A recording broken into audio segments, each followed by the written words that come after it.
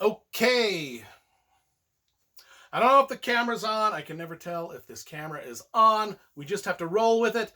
If it's not on, if the camera's not on, I'll speak loudly so all of you can hear what I'm saying if the camera's not on. But I think the camera's rolling. I am Brian Lee Durfee, author of The Forgetting Moon, The Blackest Heart, The Lonesome Crown, all published by Simon & Schuster Saga Press. Today, we will be reviewing Eragon by Christopher Paolini. You know, I just realized that this book was published in 2002. God, it seems like just the other day that it came out. That's how old I am. I'm getting old. That's how young. I mean, and this dude was just young, 15 years old when he wrote this book in 2002. I was an old man in 2002. You know, I met Christopher Paolini. Salt Lake City Comic-Con, Phoenix Comic-Con. I've sat on several writing panels with the guy. He's a gentleman.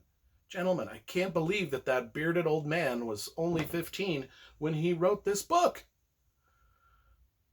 Now he's getting to be my age. I don't age, but he's aging to my age. This kid. 2002, it just seems like yesterday that when this came out, and I was like, a 15-year-old kid wrote that? Now he's like an old dude like me. He's an old dude like me. He's caught up to me in age. And you do know that whenever I meet authors, I always have them sign my books. So Christopher Paolini, oh man, talk about a gentleman. Talk about one of the nicest dudes in the business. I meet a lot of authors in this. As being a published author and going to all the writing conferences and sitting on panels with other fellow writers, there is not a nicer dude in a business than Christopher Paolini. He signed every single one of them. Well, he didn't sign this one because this one just came out. I will read this and review it eventually. But he signed all my other ones. Oh my gosh. I mean, you got... The dude was just super cool, super nice, and he treats his fans super well. Treats all his fans great. Look, he signed every single one of them with a personalized little note. I've hung out with him after the cons at different restaurants and bars, things, talk to the dude. Love the guy. Let's talk about the book. Enough of me just gushing about what a cool guy he is. Let's talk about the book itself. You know, we always review the covers. Oh, these are just magnificent. I love John Jude Palancar illustrations. He does a lot of fantasy illustrations, and I got a lot of books in my collection here in my library with his illustrations on the covers. But none are better than these Eragon books, than Heritage Cycle books. These are just great stylized pictures of the dragon and different, just magnificent. John Jude Palancar. And then the graphic design, the way it's all put together, the gold lettering, the graphic design, the whole package is spectacular. And then we got the map. We've got the inside illustrations. We've got the map somewhere in here. I know there's a map. There it is, the map. One of the things I liked about Christopher Paolini, if you've ever sat in one of those Comic-Con panels with him, if you've ever listened to him talk, this dude knows the history of the fantasy genre. This guy knows the writers that came before him, the writers that are out there now. He knows everything about it. I mean, he is a student of fantasy. He loves the genre. That's why he wrote books. That's why I wrote. He loves the genre. If you can mention any fantasy book, and he'll be like, oh yeah, I know about that one. You can mention any writer, he'll be like, yeah, I know about that guy. You can mention any illustrator that does covers, and he'll be like, oh yeah, I know who Larry Elmore is. I know June Pimpel. I know Brom. I know Michael Whalen, Daryl Sweet. He knows them all. And the thing about this map that is cool is he's such a fan, and I did this a little bit in my stories. I did this a little bit with my maps. And I won't give the secrets away. I'll let you guys that are reading my books find the little hidden treasures, what do they call those in the video games, the Easter eggs. There are little Easter eggs on my map of things that I love, writers that I admire, artists that I admire. They're just sprinkled through the map and through the narrative. But Christopher Paolini did that too with his map he's got. And his characters. He's got different places like John Jude Palancar. There's a land of Palancar. I mean, there's Brom, Gerald Brom. He's got character named Brom. He lovingly pulls a lot of the names of a lot of his favorite fantasy characters, a lot of his favorite fantasy writers, and a lot of his favorite fantasy artists. He pulls the names, sprinkles them throughout his narrative, and they're kind of fun to find if you are also a student of fantasy like I am. And I actually kind of, one of the inspirations that I used is I kind of tried to do that a little bit with my own story. And I won't give them away. I'll let people find them. Different rock and roll bands, different musicians in rock and roll bands, different artists, different football players. Things that I love in life are sprinkled through the map and narrative of my books. I kind of stole that idea from Paolini because I could tell when I read this book that he had done that. What about the book itself? Well, it's just your typical, and this is where Christopher Paolini, writing this as a 15-year-old, takes a lot of heat, and I think it's unwarranted heat.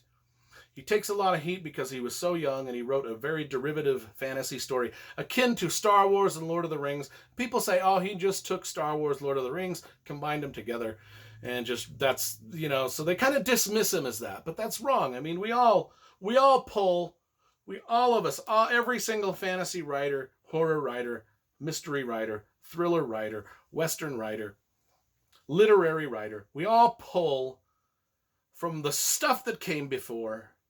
We all injected little bits and pieces of it into our novels, and that's what Christopher Paolini did with Eragon. And for a kid to do it, not only did he do that, but he actually created his own Elvish language, his own Dwarven, just like Tolkien. He really, really created something here that, very few adults can create. Yet he did it as a kid, and he did it really well, very professionally. It's a very well-written book, surprisingly well-written considering it was written by someone so young. It's about a farm boy, cliched orphan farm boy. Okay, we get it. But that's fine. Finds a blue stone in the mountains.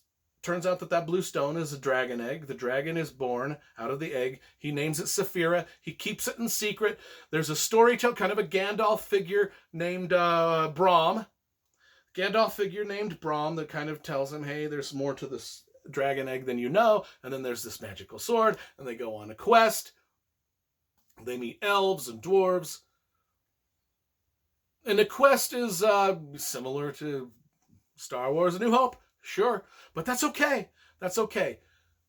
Because it's great, and he puts his own twist on it, and he writes it very well. It's nothing to be ashamed of, whether you're the writer of this book or whether you're reading this book. Very popular. These are... Here's something that my editor at Simon & Schuster told me about these books. Okay, let's say book one of a series comes out, and let's say it sells 100,000 copies. He said, on average, pretty much you can almost be guaranteed that the book two, when it comes out, going to sell 50% of that. If 100,000 people buy book one, about half of the people are going to buy book two. And if it's a trilogy, if you've suffered through book one and book two, you're probably going to buy book three. So, if book one sells 100,000 copies, book one will sell 50,000 copies, or book two will sell... let me go. The math, when I start doing math, folks, that's when these videos go ass over teapot, because I can't keep numbers straight. Let me start over. If book one sells 100,000 copies, it's almost guaranteed that book two is going to sell around 50,000 copies, and book three will sell around 50,000 copies, and so on. But book one always doubles the sales of every other book in a series. Because about 50% of the people that read the first book, they're not going to bother to buy the second one, okay? What's magical about Eragon, which no other series has done, and this is what my editor at Simon & Schuster told me, is Eragon sold just as many book 2, 3s, and 4s as book 1. In other words, people loved this so damn much that 99% of them, rather than just the 50% for every other series, including mine, 99% of the people that bought book 1 ended up buying all 4 books. That's something else, and that's never happened before. Anyway, what do I think of it? What rating do I give of this? Well, I can see that, it's written by a younger person. although written well. I think it's a good, solid 7 out of 10 book. I mean, 7 out of 10 for a 15-year-old? There's a lot of adults that I will never, because I only review books on my channel that I liked, that I really liked and really want to promote. And there's a lot of adults that have written books that I'm never going to review on this channel because I don't feel that way about them. But this 15-year-old kid wrote a 7 out of 10 in my book. That's astonishing. Eragon. And I'm going to do a review for the rest of his books too, eventually. Eventually. God, I got 3,000 books in my library I got to eventually review. It will happen, though.